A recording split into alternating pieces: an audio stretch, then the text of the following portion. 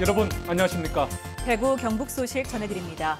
경북의 코로나19 확산세가 심상치가 않습니다. 확진자가 77명으로 비수도권에서 가장 많은데 이번에도 외국인 관련 집단 감염이 문제입니다. 경산에서 기숙사 생활하는 외국인 근로자 33명이 한꺼번에 확진된 겁니다.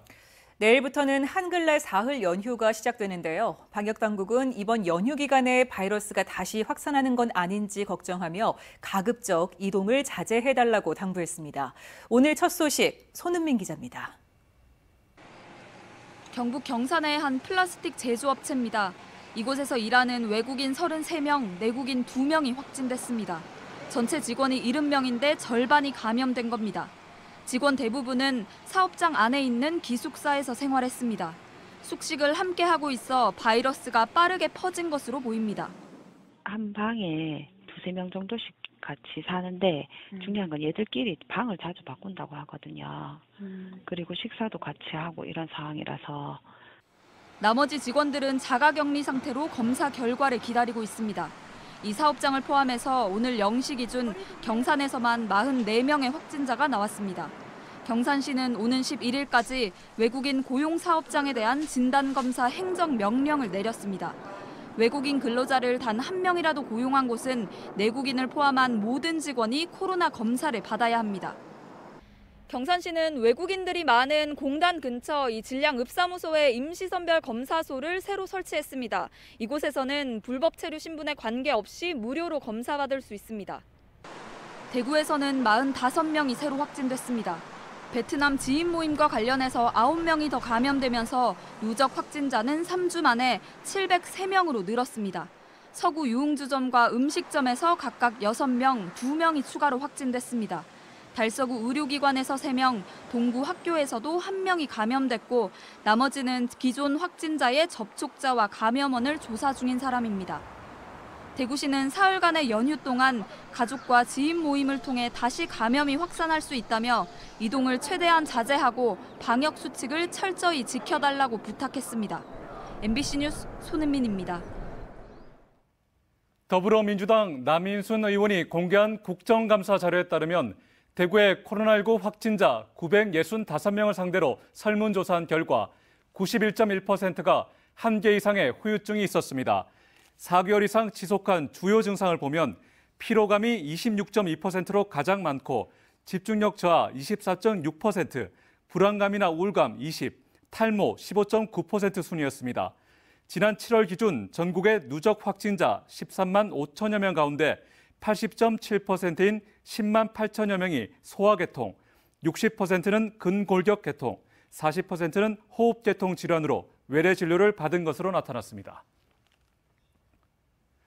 군의군 대구 편입 안건이 경북도의회에서 뜨거운 감자로 떠올랐습니다. 도의회가 오는 14일 본회의에서 군의군 대구 편입 안건을 다시 표결하기로 결정했습니다. 도의회 의견을 확실하게 해달라는 행정안전부 요청에 따른 건데요. 도의원들이 여전히 찬성과 반대로 팽팽히 맞서고 있어 어떻게 결론이 날지 불투명합니다. 도건혁 기자 보도합니다. 경상북도 의회가 이번 임시회 회기 중에 군의군을 대구에 편입하는 관할구역 변경 의견 제시 안건에 대해 의원들에게 의견을 다시 묻기로 했습니다. 다음 주 13일 소관 상임위에서 심사를 한 뒤 14일 2차 본회의에 상정해 찬반 투표를 합니다. 투표 방식은 지난번처럼 무기명으로 할 가능성이 높습니다. 도의회는 앞서 지난달 열린 임시회에서 같은 안건을 놓고 표결을 했지만 찬성안과 반대안 모두 부결돼 결국 의견 없음으로 결론을 내렸습니다. 경상북도는 이 의견을 첨부해서 행정안전부에 관할구역 변경 건의서를 냈습니다. 그러나 전해철 행안부 장관은 의견 청취로 보기 어렵다며 경북도 의회에 명확한 의견이 필요한 만큼 의견 재청취를 요구했습니다. 이에 따라 경상북도는 어제 의견 제시를 요청하는 안건을 도의회에 다시 냈습니다. 권영진 대구시장과 이철우 경상북도지사, 김영만 군의군수 3명이 함께 도의회를 방문해 의장단과 상임위원장들에게 이번 임시회에서 안건을 처리해달라고 요청했습니다. 도의원들은 불과 한 달 사이에 같은 안건을 놓고 다시 투표하게 됐습니다. 똑같은 사안을 가지고 똑같은 다루는데 그 안에 바뀌어질 의원들이 있으면 모르겠지만 바뀌지 않을 의원들이 있으면 이건 굉장히 좀 거북스러운 이야기거든. 군의군 대구 편입안은 지난해 대구 경북 통합신공항 이전지 선정 과정에서 군의와 의성 공동 후보지 유치 신청 조건으로 대구시와 경상북도 정치권이 합의한 겁니다. 하지만 여전히 도의원들은 신공항 추진을 위해 군의군 대구 편입이 시급하다는 찬성 의견과 경북에 이득이 없다며 반대하는 의견이 팽팽하게 맞서고 있습니다. 공동 합의문에 서명했던 국회의원들도 관망하고 있는 상황이라 재표결에서 어떤 결론이 나올지 여전히 불투명합니다. 만약 도의회가 반대하는 쪽으로 결론을 내면 군의군이 통합신공항 추진에 결사 반대할 것으로 보여 사업 추진에 빨간불이 켜질 전망입니다. MBC 뉴스 도건협입니다. 대구 고등검찰청과 대구지방검찰청을 대상으로 한 국정감사에서 고발 사주 의혹에 연루된 손준성 검사가 도마에 올랐습니다.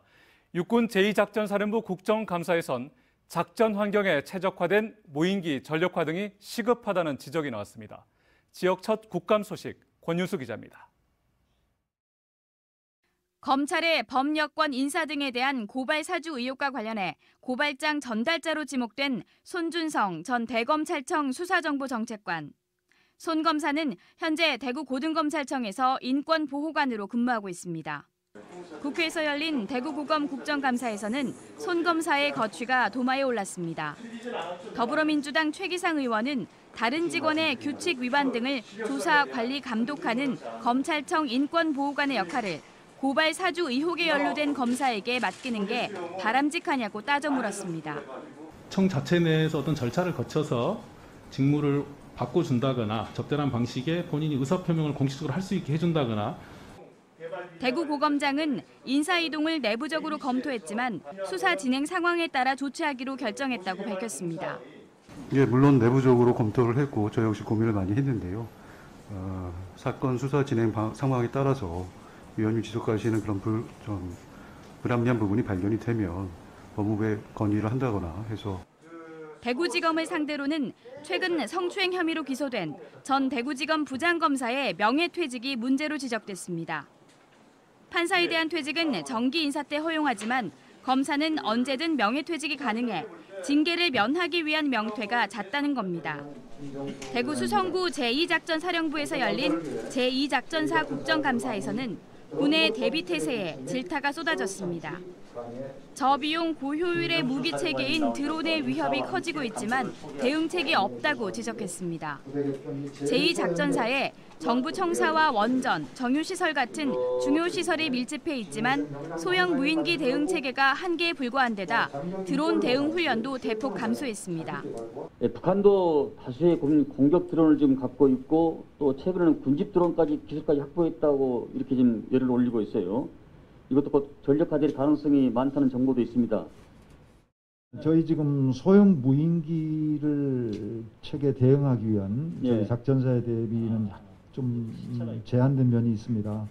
그러나 민관 군경이 현재 있는 그런 우리 수준 내에서 대응할 수 있도록 통합 대응 매뉴얼도 만들고. 지난해 제2작전사가 면세유 대신에 민간 주유소를 이용한 뒤 개별 소비세 같은 세금을 환급받지 못한 금액이 5억 9천만 원에 이른다며 행정 개선을 촉구했습니다. 그럼 세금을 환급받아야 하는데 환급이 지금 이루어지지 않아서 국방 예산이 추가적으로 지출되고 있는 상황입니다, 지금. 2017년 이후 전방부대 등에서 제2작전사로 이관된 장비 1,800여 점 가운데 69%가 수명 연한이 지나는 등 노후가 심하다는 질타도 나왔습니다. MBC 뉴스 권윤수입니다. 포항시 장기면 수성 사격장 소음 측정 결과가 오늘 발표됐습니다.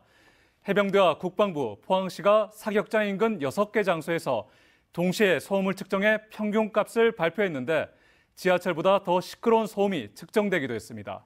배현정 기자가 취재했습니다. 사격장과 가까이 있는 포항시 장기면 수성리 마을입니다. 미군 아파치 헬기가 굉음을 울리며 마을 위를 통과합니다. 소음 수준을 넘어 공포를 느낄 만큼 시끄럽습니다. 임산부들은 그 시어머니들이 못 오시게 하더라고. 초창기에는 혹시 유산될까 싶어. 그 정도로 진동이나 소음이 아니죠. 굉음이죠. 수성 사격장이 생긴 건 지난 1965년. 그동안 주로 해병대가 전차와 박격포 사격장으로 활용해 왔는데 지난해부터 미군 아파치 헬기까지 가세해 밤낮으로 사격 훈련을 하자 참다 못한 주민들이 집단 민원을 제기한 겁니다. 국민권익위는 해병대와 국방부, 포항시 등 3개 기관이 동시에 소음을 측정해 공개할 것을 제안했고 지난 6월부터 수성리 마을회관 등 6곳에서 실시한 소음 측정 결과를 이번에 발표했습니다. 해병대 전차 기동에서 측정된 순간 최고 평균 소음이 107데시벨로 가장 높았고 주한미군 아파치 헬기 소음은 85.2데시벨, 해병대 지상화기 소음은 85.1데시벨을 기록했습니다. 100데시벨은 지하철이 다닐 때 발생하는 소음에 해당됩니다. 민관군 협조로 1965년에 포항수성 사격장이 건설된 이래 처음으로 했다는 소음 측정을 했다는 의미에서 아마 큰 의미가 있는 걸로 저희들은 생각을 하고 있습니다. 측정 결과가 발표되자 일부 피해 주민들은 소음 측정 과정 자체를 신뢰할 수 없다며 즉각 반발했습니다. 북쪽으로도 많이 치우쳤고 고도도 낮았고 사격 위치도 훨씬 안으로 들어가서 사격을 했습니다. 편대 비행은 10%도 못했습니다. 평소에 왔을 때는 편대 비행을 80 내지 90% 편대 비행을 했습니다. 또 일부 측정 지점에서는 포항시 소음 측정기에 비해 해병대 기기의 측정값이 훨씬 낮게 나왔다며 의문을 제기했습니다. 포항시청에서 온 소음 측정기하고 해병 사단에가 와는 소음 측정기가 2 내지 3데시벨 차이가 납니다. 해병대께 약해요. 우리가 불만이 상당히 많죠. 소음 측정이 안 맞다 이거라 전에 그렇지. 전에보다는 완전히 다른 건 맞아요. 수성사격장 반대대책위원회는 일단 소음 측정 결과를 받아들이겠다고 밝혔지만 상당수 주민들이 측정 과정에 반발하고 있어 사격장 소음 민원이 해결되려면 상당한 시간이 더 걸릴 것으로 예상됩니다. MBC 뉴스 배현정입니다. 제102회 전국체육대회가 오늘 구미에서 개막했습니다. 지난해 코로나19로 대회가 연기되면서 1년 만에 다시 열리는 건데요. 올해도 코로나19 여파로 규모가 대폭 축소됐습니다. 사상 처음으로 고등부 학생들만 참가하게 됐는데 이 소식은 석원 기자가 보도합니다. 2006년 김천대회 이후 15년 만에 다시 경상북도에서 펼쳐지는 전국체육대회. 코로나19 때문에 19세 이하 선수단만 참가하는 전례 없는 상황 속에서 오늘 시작됐습니다. 정상 개최를 기대했던 개최지 경상북도. 대회 취소 우려도 있었기에 지금의 개막에 만족해야 했습니다. 대회 참가를 하지 못하는 대학부와 일반부 선수들에 대해서 상당히 미안한 감이 큽니다. 현재도 코로나19 사태가 끊기지 않은 탓으로 축소라는 방침 아래 대회가 운영되지만 안전체전, 공공체전을 통해서 코로나19를 극복할 수 있다는 용기를 얻는 계기가 되었으면 하는 바람입니다. 철저한 방역 지침 속에 대회가 준비됐고 모든 대회는 무관중으로 진행됩니다. 또 해마다 전국체전의 관전 포인트였던 시도별 종합순위제도 올해는 없습니다. 개최지인 경상북도는 37개 종목의 700여 명의 선수단이, 대구시는 39개 종목의 600여 명의 선수단이 각각 참가합니다. 사상 초유의 고등부 대회로 치러지는 이번 대회는 구미시를 포함한 대구와 경북 52곳의 경기장에서 오는 14일까지 일주일간 펼쳐집니다. MBC 뉴스 석원입니다. 우리 지역에 새롭게 연고를 튼 한국가스공사 농구단은 내일 저녁 6시에 울산 모비스와의 원정 경기를 시작으로 2021-2022 시즌에 돌입합니다. 6개월간의 대장정에 들어가는 프로농구는 내년 3월 말까지 10개 팀이 6라운드씩 모두 54경기를 치르며 상위 6개 팀이 플레이오프를 거쳐 우승팀을 가리게 됩니다. 한국가스공사 페가수스 농구단은 오는 10일 일요일 대구체육관에서 홈 경기를 치를 예정입니다.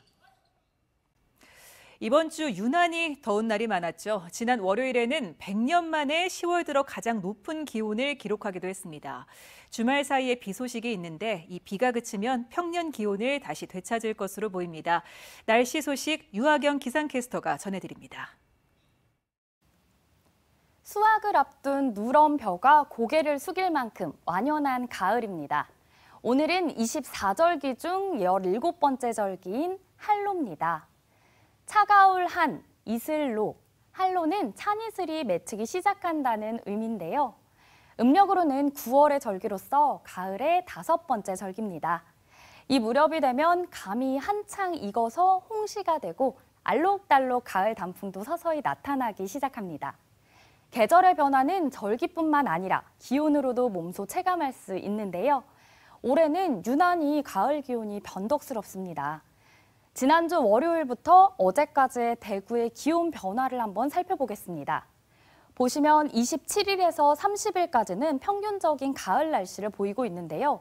주말인 1일과 2일에는 갑자기 일교차가 벌어지기 시작하더니 지난 주말 이후에 특히 4일에는 낮 기온이 31도까지 치솟으면서 10월 낮 기온으로는 110년 만에 가장 높은 기온을 기록했습니다. 일교차가 큰 만큼 건강관리에 더욱더 유의하셔야겠습니다. 이번에는 주말 날씨 살펴볼까요? 주말 동안 비 소식이 들어있습니다. 적은 양의 빗방울이지만 곳에 따라 산발적으로 내리는 비는 일요일까지 이어지겠고요. 비가 그치고 나면 가을색이 좀 더 짙어지겠습니다. 한글날인 토요일에 대구의 기온 보시면 19도, 안동 18도, 포항도 18도로 시작하고요. 낮에는 구미 26도, 대구 27도, 안동 25도 기온 보이겠습니다. 구름 많은 가운데 미세먼지 지수 좋음으로 공기질은 깨끗하겠고요.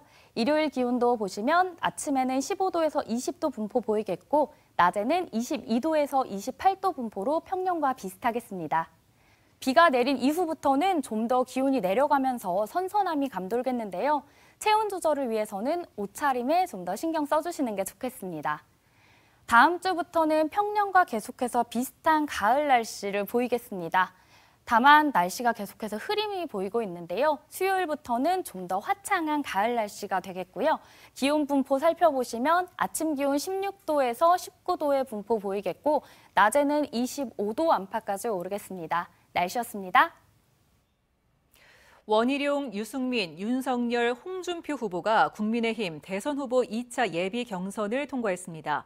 국민의힘은 지난 6일과 7일 이틀 동안 4개 기관에 의뢰해 책임당원 선거인단 투표와 일반 국민 여론조사를 통해 당원 투표는 30%, 일반 국민 여론조사는 70%씩 컷오프 결과에 반영했습니다.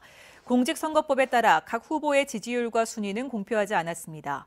본 경선에 나선 4명의 후보는 오는 11일부터 모두 10차례 토론회를 여는 등 경선을 벌여 다음 달 5일 최종 후보가 확정됩니다.